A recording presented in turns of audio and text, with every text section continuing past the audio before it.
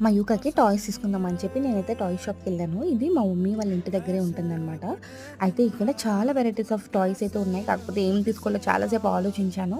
కాకపోతే ఇప్పుడిప్పుడే స్టార్ట్ చేస్తుంది కదా! తను టాయ్స్‌తో ఆడుకుంటున్నప్పుడు. సో, అందుకని బిల్డింగ్ బ్లాక్స్ ఇంకా నేను ఫ్రూట్ కటింగ్ ఉంటుంది కదా! మధ్యలో వెల్క్రో వచ్చి ఉంటుంది. అది తీసుకున్నాననమాట. అండ్ ఇక్కడ డాగ్ ఒకటుంది. చాలా న్యాచురల్‌గా అనిపించింది ఈ డాగ్ చూసి. అయితే మా యూక జనరల్‌గా కుక్కల్ని ఎక్కువ ఇష్టపడుతూ ఉంటుందనమాట. అండ్ టీవీలో చూసినా, బయట ఎక్కడైనా రోడ్ పైన చూసినా తను రియాక్ట్ అవుతూ ఉంటుంది.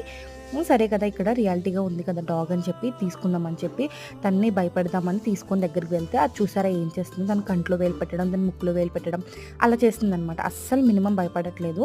ఇంకెందుకులే ఎంత అది వచ్చి రూ. 1000 ఉంది కాస్ట్.